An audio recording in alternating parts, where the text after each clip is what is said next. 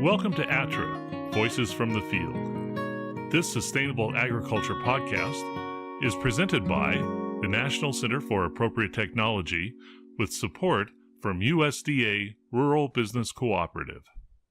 Hey, this is Lee Rinehart with NCAT ATRA program, and I'm an agriculture specialist in the Northeast Regional Office. And on today's podcast, we have a pretty special guest. We're going to be talking with Troy Bishopp. Many of you know Troy as the Grass Whisperer. He hails from Deansboro, New York, and he's been doing some grass-fed custom grazing for many years, dairy heifers and grass-finished beef, and a lot of backgrounding work, and also works with producers at the Madison County Soil and Water Conservation District and the Upper Susquehanna Coalition. And he's a wealth of knowledge, and I always like to bend Troy's ear. And I thought today we could take a little time and talk about, some of the questions that come up, with the grazing season and seeing that it's getting towards the end of the year and we're entering into the winter. I thought I'd just pick Troy's brain for a while and see how he does things on his farm and what's worked, what hasn't worked, some recommendations. And what do you think about that, Troy? Welcome to the program. Thanks, Lee. Thanks for NCAT for hosting me. And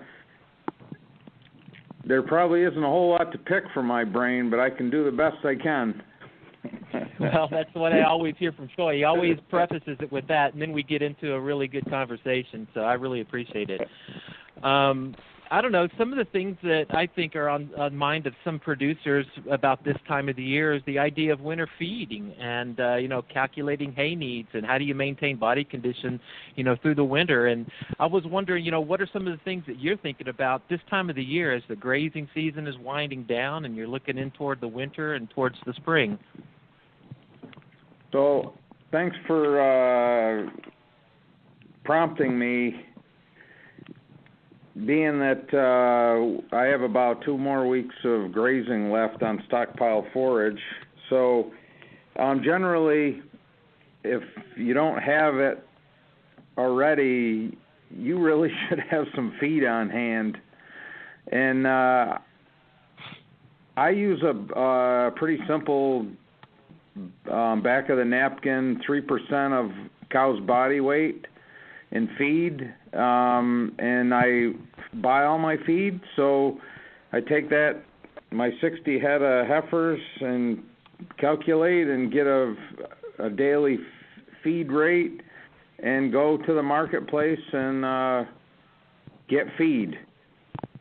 So it's easy for me because, I know what the bales about weigh, and I work with several farmers around the area, and I just say I need 200 bales or 300 bales or whatever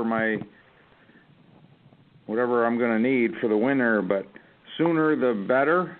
Or I should have, generally I'm already stocked up by October. Uh-huh. So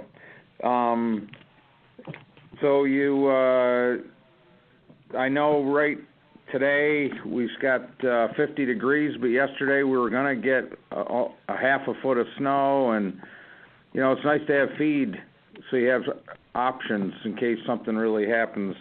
You get 2 feet of snow and you can't graze. Right. And it's always tricky to kind of plan for the winter, but what are some of the biggest concerns that you have, in going into the winter, and how do you prepare best? What do you see? Thinking equipment needs and, bedding on hand, what type of emergency strategies you might have as you're going into an unknown winter? So the first thing that has happened over a bunch of years is I used to start stockpiling and grazing high on the hill, or I didn't really have a plan to where they needed to go. They kind of had a rotation. Well, in the last couple of years, I have a strategy to be off the hill by the 1st of December because I've had some pretty heavy snow, and they're up on the hill, and I'm down on the flat. Oh, it's a bear. So right now, by December 1st, they're going to be closer to the barn. That's one thing, just because of the pure snow load and Christmas and all kinds of things, I'd feel a lot more comfortable when they're heading towards the barn. So for me,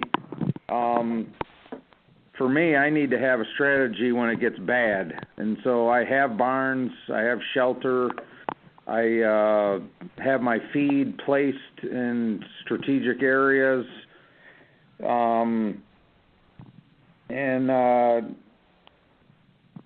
then for me, think about that. Well, how do you deal with water too, Troy? How do you deal with water in those bad conditions? So generally, I'd like to have better water facilities. Usually, I rely on gravity, which works great most of the time until it gets 10 below zero, so then I go to the streams. I do rely on streams and water from the milk house that's warm. And I'll preface that by saying, they don't get the whole stream. They get a small portion of it to drink from, and then they leave. Mm-hmm. So I have to be cognizant of where they are and where they're going.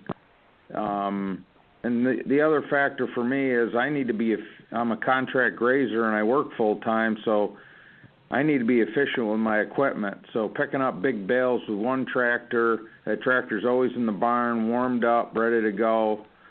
It makes it very efficient, and then knowing where the cows are going to be, and I can just drop bales and go. Mhm. Mm-hmm. And how many months? Well, how many months do you think you feed throughout the winter? Well, according to my grazing chart here, I used to graze about 180 days. I'm actually up to about 240 to 260 days. So my feeding's actually gone way down just because of stockpiling and stocking rate and everything else. So I'm usually feed from about December 15th until April 20th. Mm-hmm. Mm-hmm. Here and that's in the Northeast. New York. And certainly that'll change based upon where you're living and where you're raising cattle. But very common for our area of the Northeast with the hills and with the heavy snow load. Absolutely. Again, you never know. The weather is the wild card, and so if it doesn't snow, we can keep grazing if we have the grass, the stockpile. If we get a big heavy snow like we had last year early in Thanksgiving, we had 2.5 feet of snow. I basically lost 25 acres of stockpile, got smushed into the ground for worm food. We tried to vacuum it up as best we could with cows, but you take cool season grasses and mash them into the ground, and even though it melted a week later, there was probably only about 12 acres that was actually grazable. So you win some, you lose some. Sure. Well, you're talking about stockpiling a lot, and certainly that's the way that you have reduced, your feed costs, and a lot of producers are doing it across the country. How do you plan for that? How do you plan for stockpiling for the upcoming winter? In other words, as we go through the grazing season of 2018, what are you doing, and how are you planning your grazing such that you have enough feed stockpiled for next year? Holy cow, that's a big question.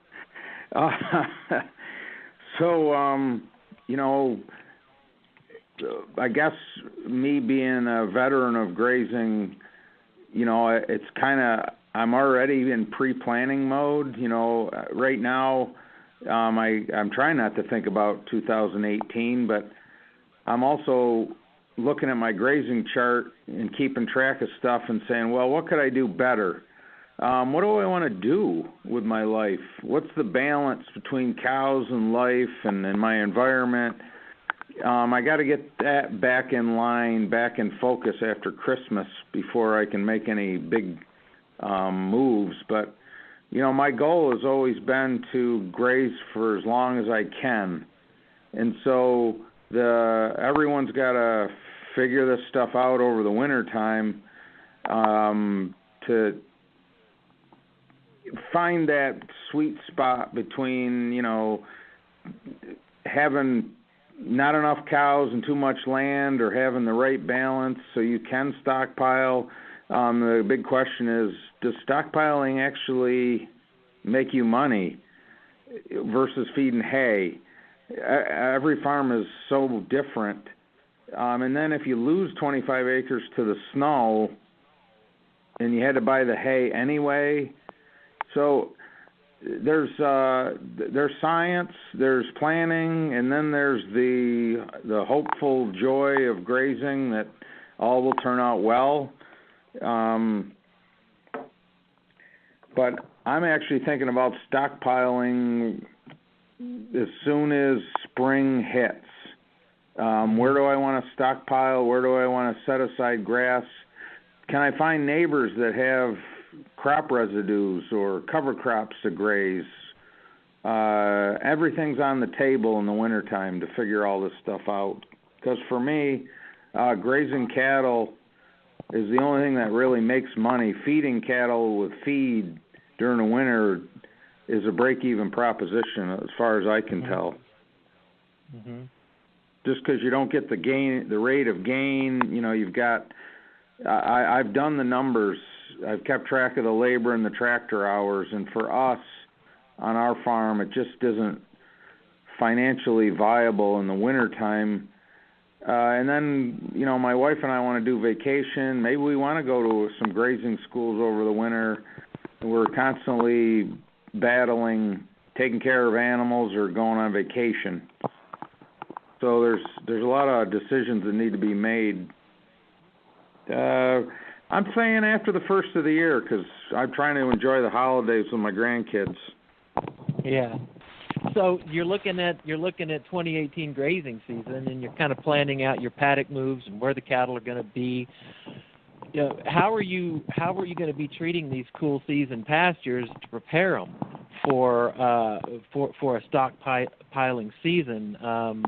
In other words, when do you take the cattle off? When do you start preserving that land? What time of the year is that best for you in New York? Again, it all depends. It sounds so simply. It just, but it really is all about the weather and how much you can actually leave as residual. Is it getting too dry, too wet? Generally, my friend Cliff Hallbaker, he has these terms he calls decision days, and one of my decision days is August 10th, and that's 60 days before our scheduled first frost here in New York. Mm-hmm. So that moving up from spring till August 10th is all about what am I going to do August 10th? Because I need to get it back vegetative. Do I cut it for hay? Do I bush hog it? Do I graze it down? And then do I have enough land so I can send the cows off and let it just sit there for 60 days? Do I want to? And so every year is so different. This year, we had wonderful rains, too much rain, really.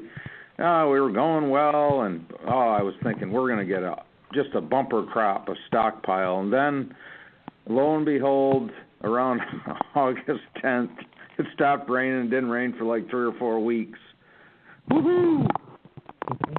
So we had enough residual. We got some pretty good stockpile.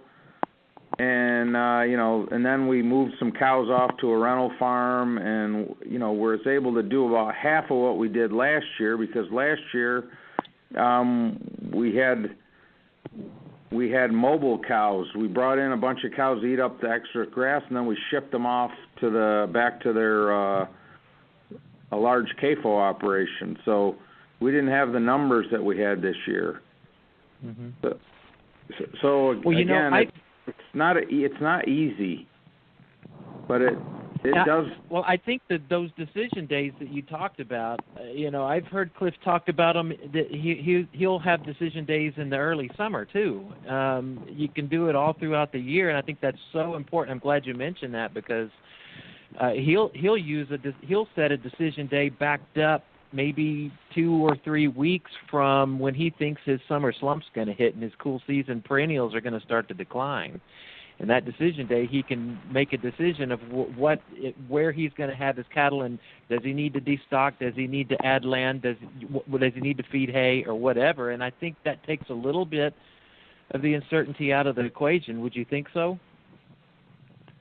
Absolutely. You've got to have enough tools in the toolbox to slide right through year after year, and so the guys like Cliff and Jim Garish and a myriad of people that have more experience than me, I listen to them. I learn. Mm-hmm. I came up with a term this morning. It's probably not a new term, but I'm calling the 2018 learning season situational grazing. Mm-hmm. So, a lot of times we go through these, we have workshops and events, and, we talk about water, and we talk about, mapping and fencing systems and all this stuff. And I'm more interested in is throwing out some situations farmers face and going hard at it for an hour for each topic. So say you want to stockpile and you want to get 60 more days of grazing, how are you going to do that? And brainstorm every way conceivable and put a number on it financially. Does it make sense? And just keep going back until you've run out of ideas. I think that's going to be good for all farmers to hear all situations, and then they can pick the right one that works for them. Because it's complicated on what you want to do, and so that's what I'm strategizing now as I'm shoring up these grazing charts. These are monitoring tools. So I've got several farmers that I'm trying to figure out how many days rest total for the year, and then use that as teaching tools for individually or for groups to. How are we going to get better? How are we going to make more money? And you've talked about, how complicated the grazing season is and planning and putting a lot of time into thinking ahead and having decision days and such. And you've mentioned a couple of times the grazing chart. And certainly one of the tools that's out there that certainly helps you and a lot of the producers that you work with. I wonder if you'll talk just a minute about the chart and how you use it and what it does for you. Well, the good news is apparently the grazing chart and my name pop up pretty regular on Google. Mm-hmm. So if you have an idea that you want to take a look at it, it's really not my grazing chart. It's basically a bunch of lines on a piece of paper that was developed by Holistic Management International, the Savory Institute. Everyone's got a different way of looking at it. We augmented it through a Northeast SARE grant, and because a lot of us aren't using technology, it's basically a paper sheet that's big enough so I can actually see it. It fits on a wall, and we use all the tools of planning, but then we move right to this piece of paper, and we use pencil to run these situations.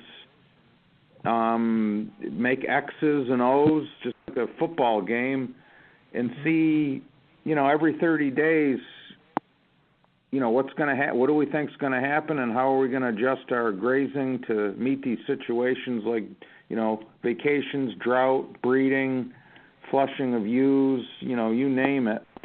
Mm-hmm.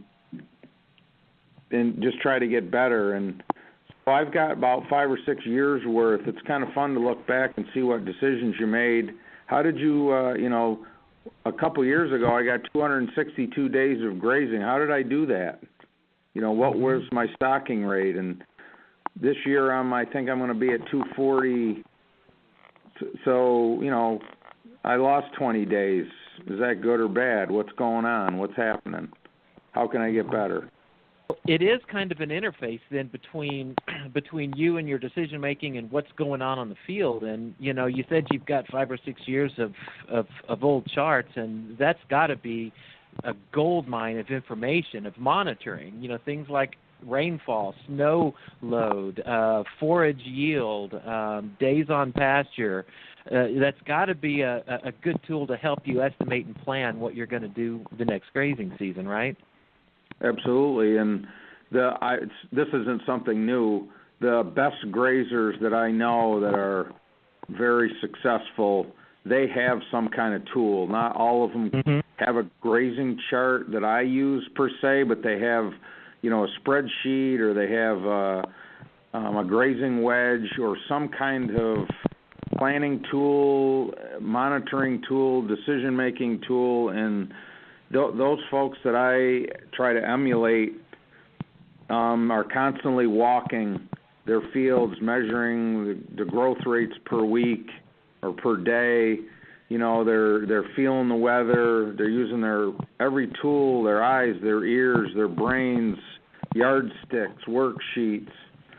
So, for me, it relieves stress. That's the big key is, you go along, yep, you have these problems or, weather issues or, whatever goes on in your life, and you can kind of roll through them. You're proactive, not reactive. That's what I've learned from these successful farmers. Mm-hmm. Well, that's really good. And you're right. There's so many tools out there, and you have to find one that works for you and that's intuitive for you. Because what I've noticed is that if it's too complex and you don't understand it, you're not going to use it. Something that's simple that works for you. Like you said, you can put that on the barn and it's there. It's never going away. And I've been to dairy farms in northeast Pennsylvania and in New York, and I've seen charts like that on the wall, and it's very interesting to walk up and just kind of get a glance of their grazing system. But yeah. So with a chart like this, how does somebody get one? I mean, if say somebody wants to try this chart, how do they get a chart? So the easiest way, again, this isn't, I put this out as an Excel spreadsheet. Many people go to Staples or someplace to get them printed off. OnPasture.com, NCAT could host, these, within another month, I'll be making new charts for 2018-19 because our grazing season's been going from March to March. And instead of having two sheets, the non-growing season and the growing season, we got everything on one. So you go all the way through. So we host it here at the Madison County Soil and Water Conservation District. There's many partners from Vermont all throughout the Northeast that if they want to host, put it on their website or whatever, people can download it. We at the USC have made probably 300, 400, 500 charts. We sell at a very low price, to get it in the hands of farmers so they can go plan and monitor at events. So you'll usually after the 1st of January, you'll see me and you say, oh, hey, there's the Grass Whisperer, and I'll have a tube of grazing charts that are usually hooked to my hip somewhere. Yeah, it's like Christmas. Yep. Well, that's really great. And you mentioned On Pasture, really good, informative website run by Kathy Voth. Go to onpasture.com. That's one place. It's an easy place to get the chart, and you can just Google in Troy's name, Troy Bishop, and grazing chart. He's got some articles on there on how to use it and how he does it, and certainly you can do it any way you want. But that's the beauty of the chart. Well, it's been a great half hour, Troy. I really appreciate it. How can people reach you? Would you talk with somebody or email with somebody about how they're doing and answer their questions? So you can probably get a hold of me best here at the Conservation District, 315-824-9849, or go to Troy-Bishop with 2 P's at Verizon.net. Very good. And I'll That's do the it. best. I'll do the best I can with what I have. Very good. Well, some of the best information, comes farmer to farmer. I've learned so much from other farmers, and that's, I think, the best way to get better is just to talk to your colleagues and talk to other farmers. So again, I appreciate it, Troy. Go visit Troy's website, onpasture.com as well, and the ATRA website. We've got some information on how to use grazing charts and how to plan for your grazing season. Troy, thank you very much. I really appreciate talking with you, and let's try to do this again for a part 2 soon, shall we? Yes, thank you very much. And go plant. Instead of planning, let's create. Thank you. Very good. That's an excellent way to end it. Thanks, Troy, and thank you. Stay tuned for the next issue of Grazing with Troy Bishop. Thank you. You can find other episodes of ATRA, Voices from the Field, along with ATRA's other sustainable agriculture resources at www.atra.ncat.org. That's www.atra.ncat.org.